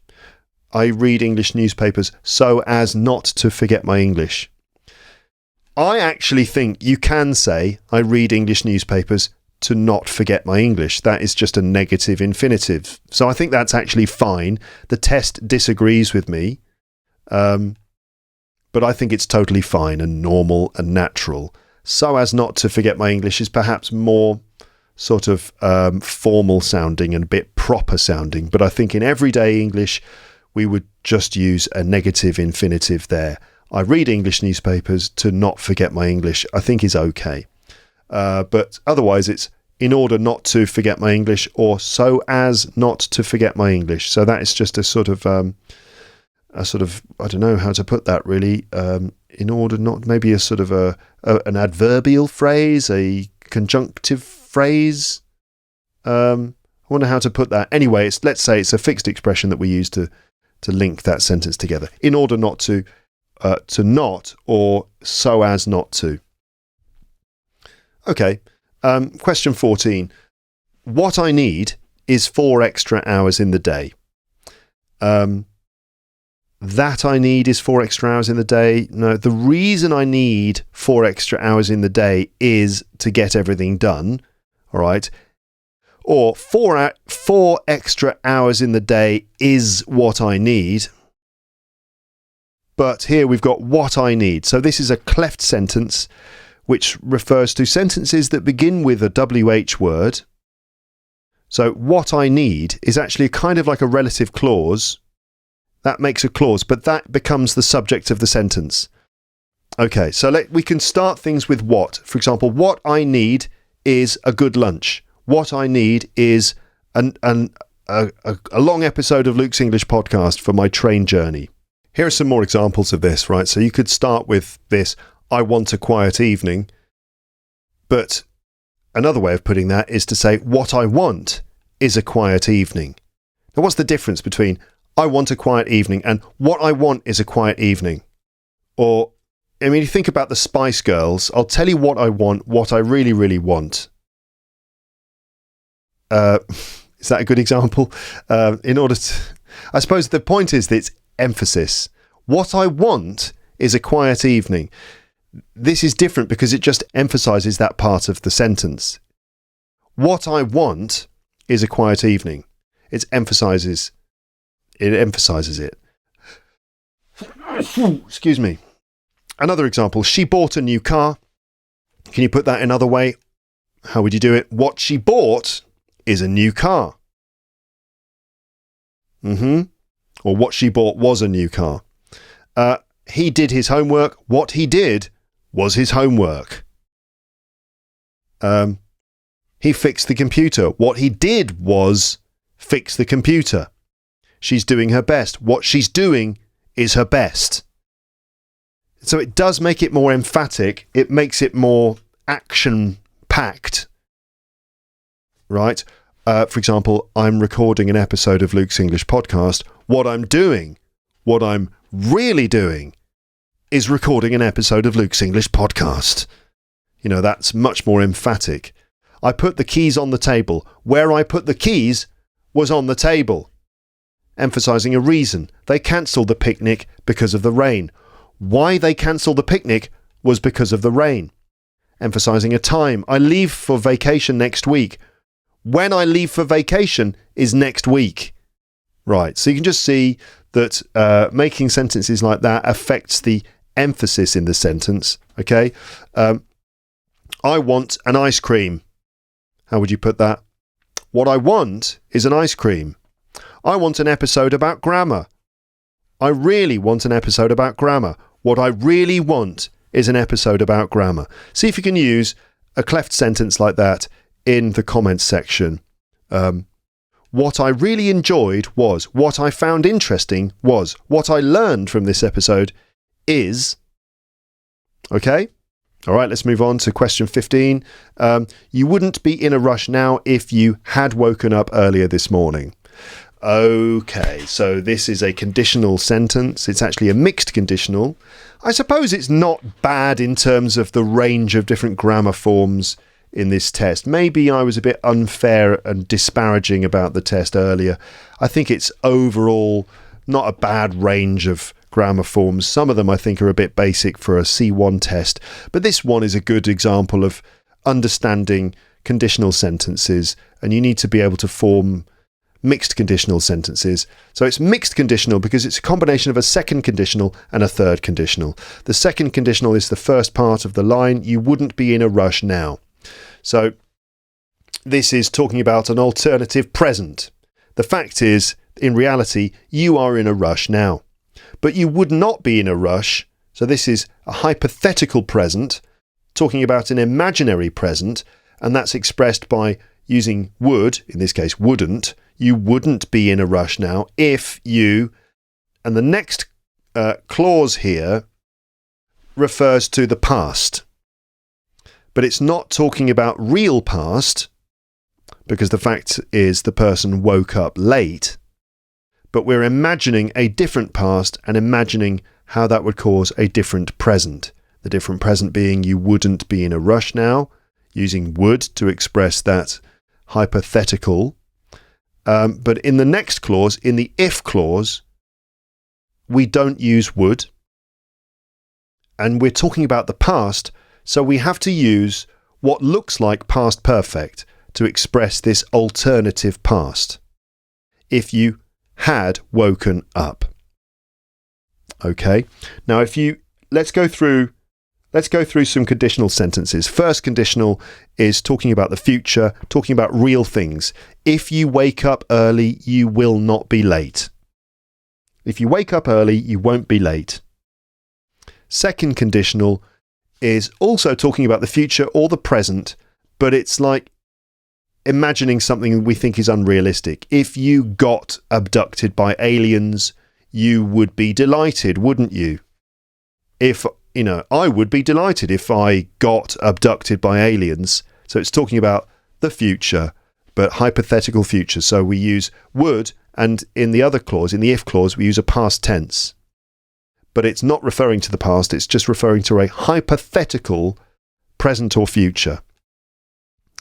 This one refers to the past. If you had woken up earlier this morning, we use had woken up, we use past perfect. The tense is changed from the past, so you woke up becomes you had woken up, and that shift is done in order to express a sense of unreality. We're talking about things that didn't happen, but we're just imagining a different past. If I had never discovered Luke's English podcast, my English would be worse than it is now. So that's past and present. If I hadn't discovered Luke's English podcast, an alternative past, using hadn't discovered to express that sense of alternative hypothetical past.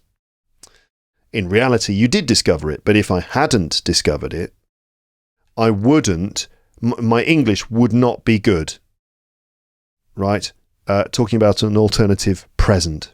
So these sentences are a would clause and then an if clause, which has, if you're talking about the past, it has essentially past perfect. It's not actually past perfect, it's just the same form.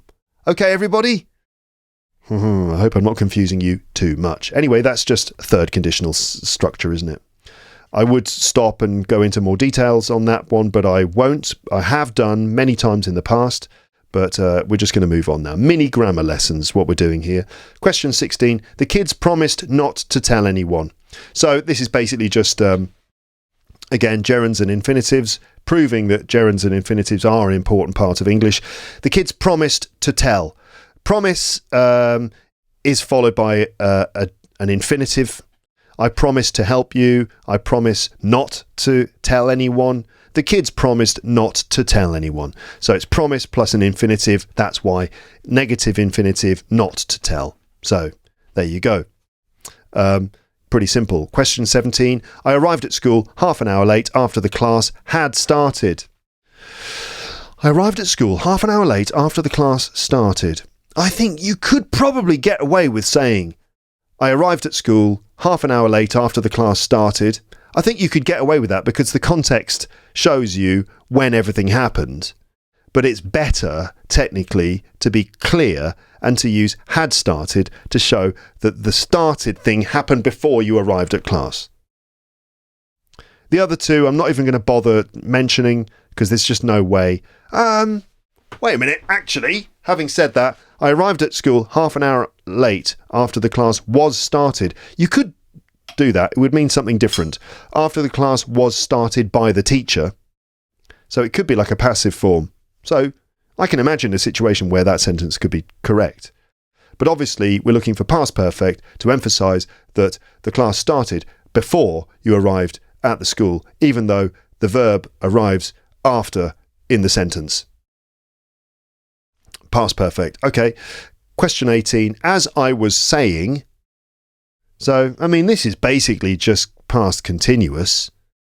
As I was saying before I was so rudely interrupted.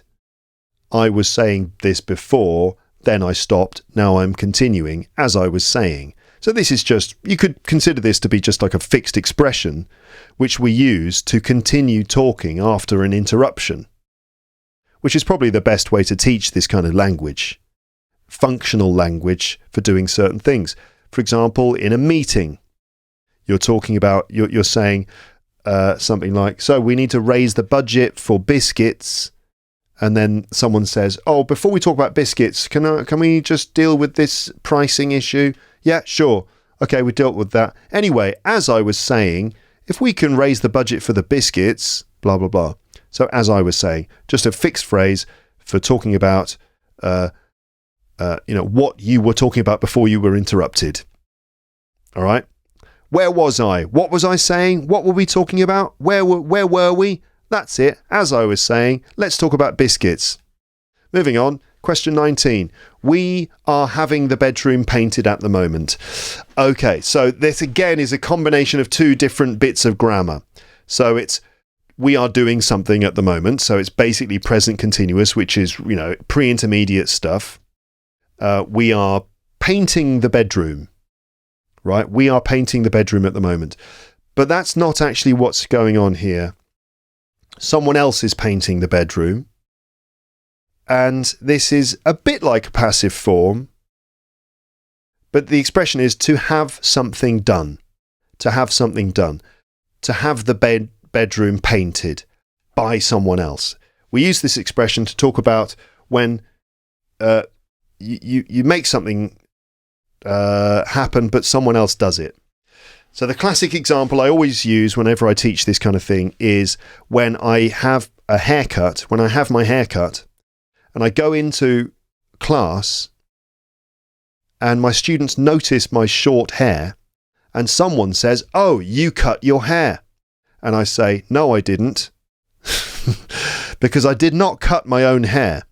Because if I had cut my own hair, my hair would look even worse. So no, I didn't cut my hair. I would say I had my hair cut. That's my way of teaching that bit of English, to have something done.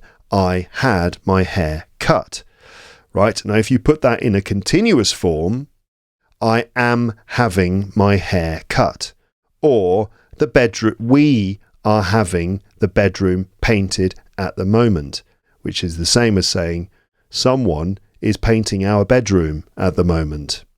Or we are paying someone to paint our bedroom. We're having the bedroom painted. I'm having my car cleaned. I'm having my teeth fixed. I'm getting my hair cut. Okay?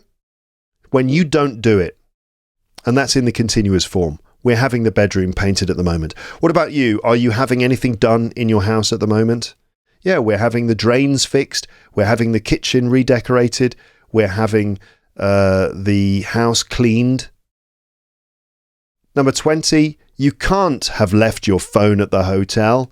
We used it to call a taxi. So, modal verbs of past speculation. Modal verbs of past speculation. Let's put these into 3 categories, and it's very simple if you just let me put it very clearly, right? So, modal verbs of past speculation. Modals of past speculation. I've dealt with this on the podcast before, but here we go again. So let's put it into 3 categories, and there are just 5 forms you need to know. The first thing is you've got the modal verb, then you've got have done. And this is because we are talking about the past. Okay? For example, where is my phone? What did I do with my phone? I've lost it. Oh, and then you think, what learners of English might do if they don't use this grammar, they would say things like this. Oh, maybe you left it at the hotel. Maybe you left it at the hotel. But it would be better, it would be more advanced, it would be more sophisticated, and would demonstrate a wider range and a greater control over English if you said, you might have left it at the hotel. You could have left it at the hotel. You may have left it at the hotel.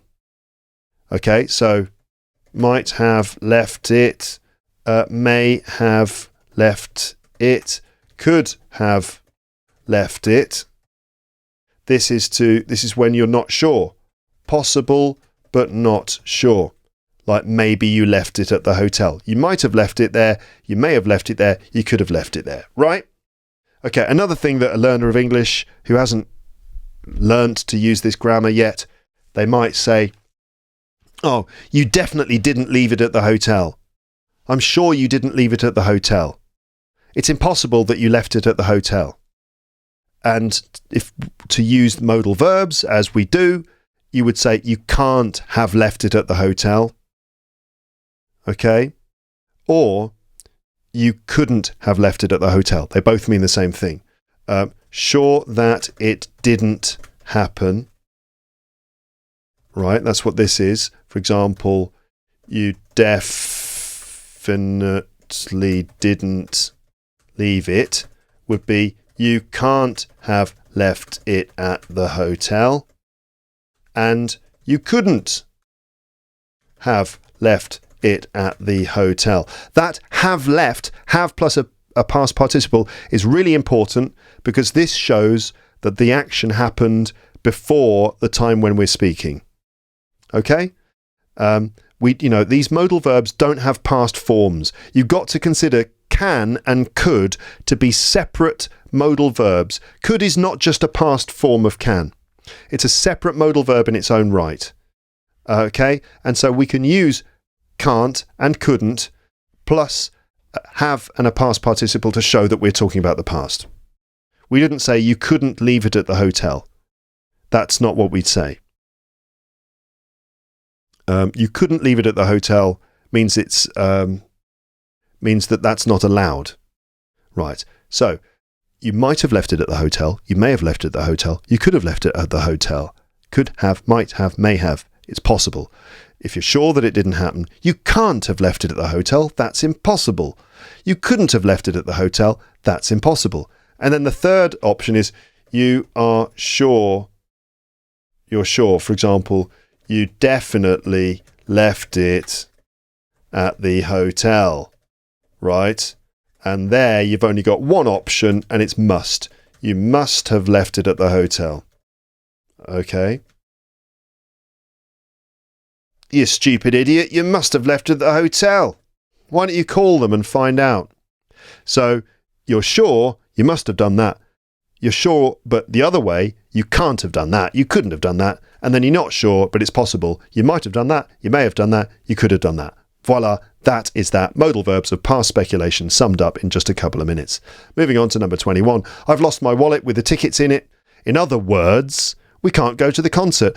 Again, I would say this is a fixed phrase, really, sort of, again, pragmatic English. It's just another way of saying, if you want to say the same thing or summarize, it's kind of an expression for summarizing. It's a bit like saying, basically, I've lost my wallet with the tickets in.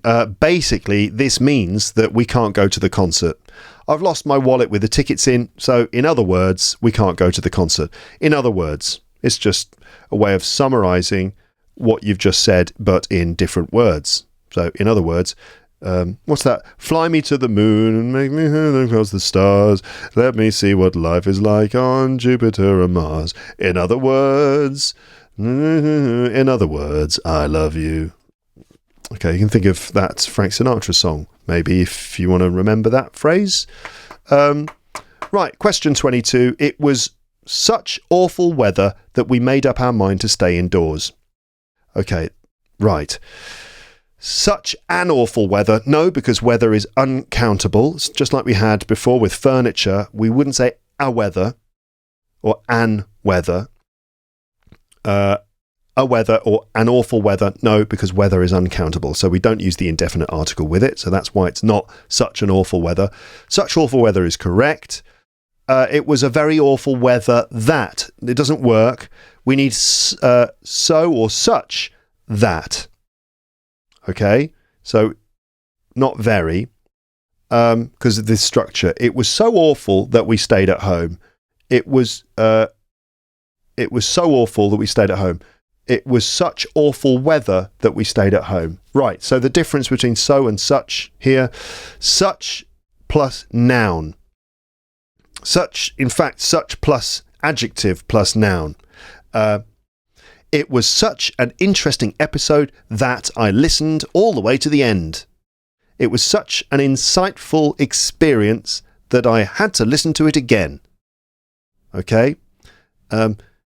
He was such a good teacher that I decided to send him £1 million. All right. And then so is just followed by an adjective without a noun. Right? The episode was so interesting that I listened to the entire thing. The episode was so useful that I listened to it twice. So it was so adjective that I did something. It was such an adjective noun that I did something. It was so interesting that I listened to it twice. It was such an interesting episode that I listened to it twice. The weather was so awful that we stayed at home. It was such awful weather. We had such awful weather that we stayed at home. And not such an awful weather, because weather is uncountable. Okay, moving on to question 23. We had a good holiday even though it rained quite a lot. Even though it rained quite a lot.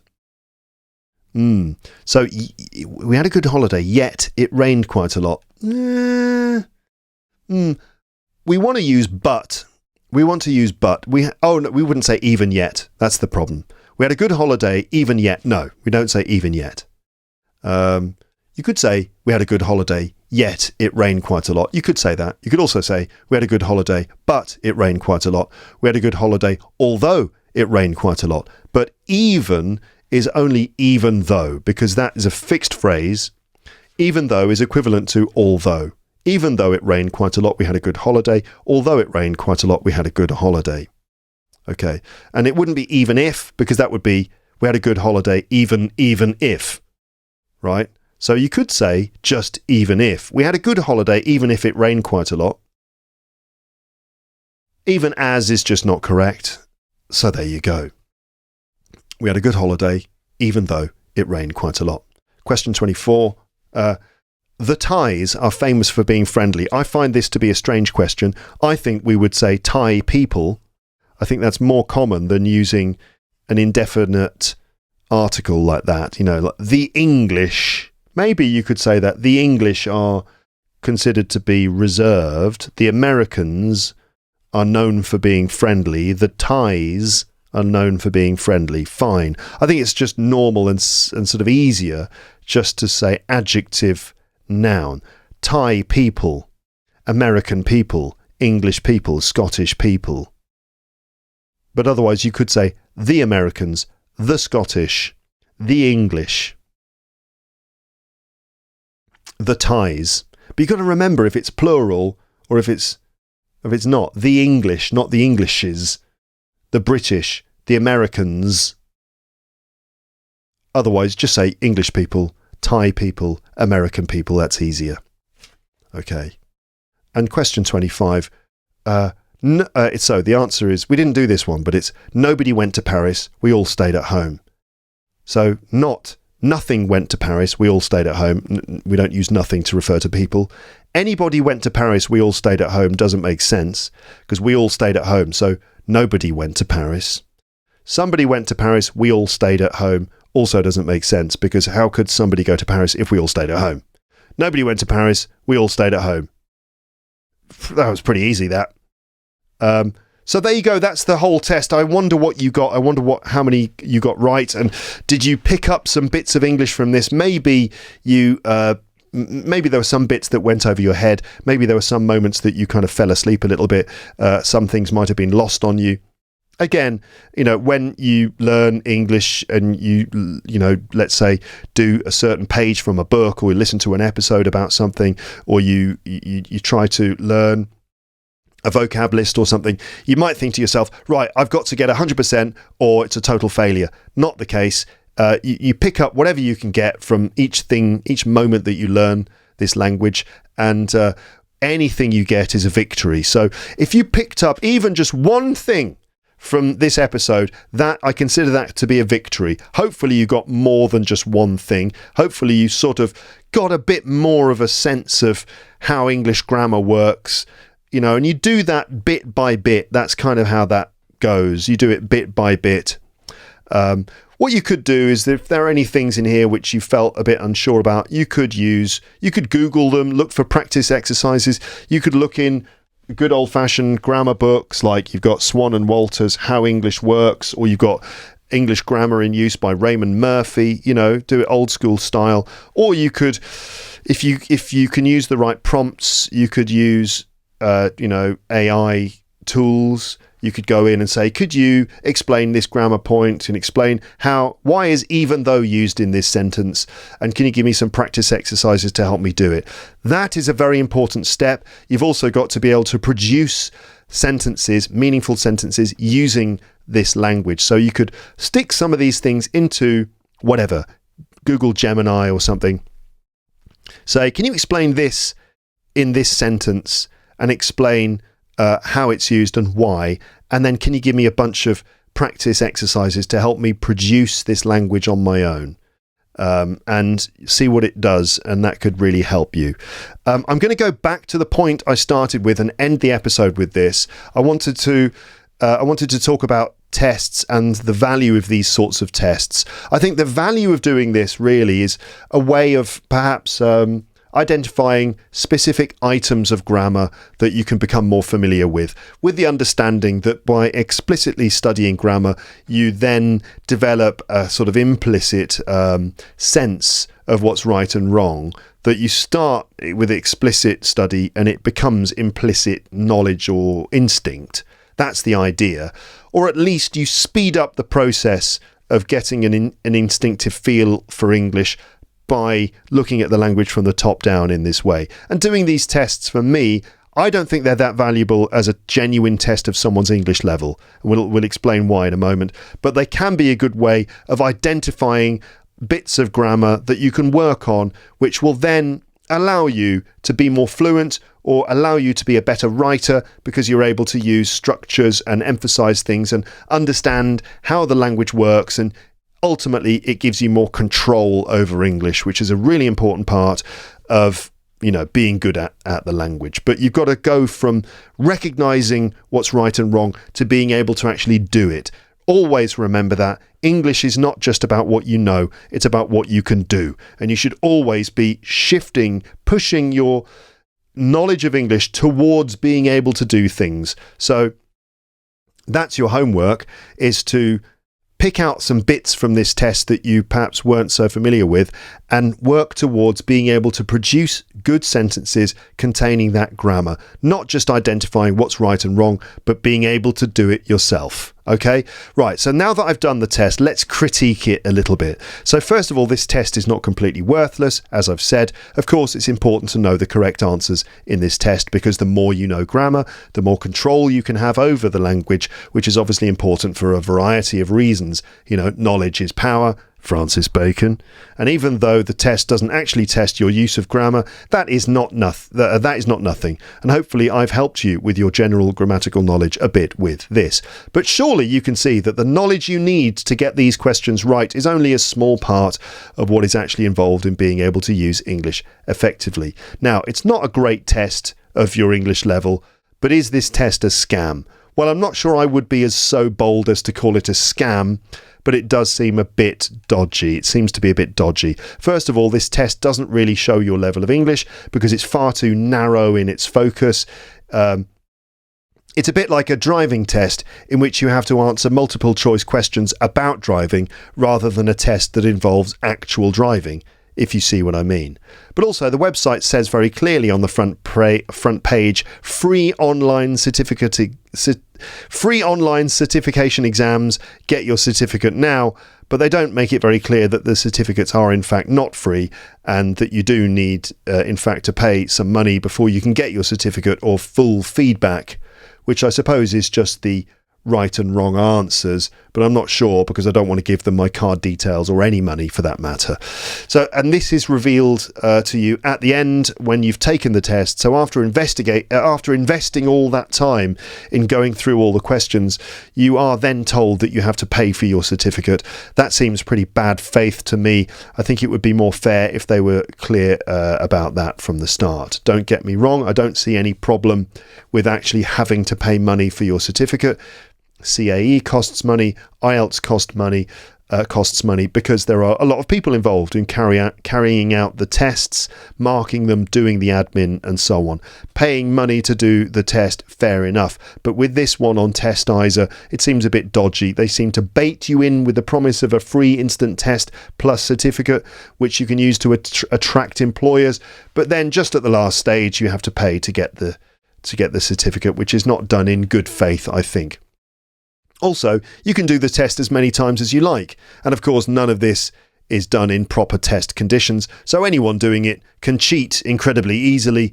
So for these reasons and others, I think the certificates are not really worth anything from this website, in my professional opinion. What do other people think of Testizer? Well, I checked it out on Trustpilot, which is a website for reviews of different services online, Trustpilot.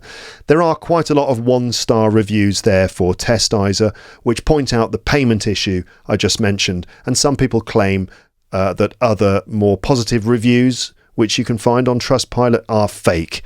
One review does go as far as to call the website a scam. It says, this is from Daniil Serepanov, who said, "Scam, web warning, not warning that user need to pay money for certificate, scam website." Testizer reply by saying, "There's no fraud here. Taking tests is free. You can take the test and practice for free as many times as you want. The certificate, however, costs $10. But they just don't tell you that in the beginning." Also, Niek Kramer said, "Fake reviews. Sad stuff." You can look at the reviews here on Trustpilot. Most of them are fake. That is the problem. Also, you tried to get my review removed by flagging it before responding. However, Trustpilot didn't like that either. I hope they will take action against scammers on here soon. Some of the scam reviews don't even know that they're supposed to do a fake review for your website, so they fake reviewed Trustpilot itself. The certificates from Testizer are not generally recognised or respected by any organisations or academic institutions as far as I know, and this is coming from someone who's been working in English language teaching and assessment for about 25 years. But I have to say that this kind of thing is quite typical of what you find when you Google C1 grammar test or C1 English test or something, which I suppose we should all know, but still. But anyway, let's leave Testizer alone for a moment and just talk at the end now about what good English level tests should do. So what should good English level tests actually do? So at a fundamental level, good tests of language level should do more than just assign a label like B2 or C1. They should accurately reflect a learner's real ability to use English in meaningful ways. If they do this properly, the results should align with properly researched level indicators, such as the CEFR, and TestIZR does say we are aligned with CEFR. But if you look at CEFR level indicators, they explain in a lot of detail all the wide range of factors that are involved, and being able to identify correct sentences from multiple choice lists is a tiny fraction of all of those different things.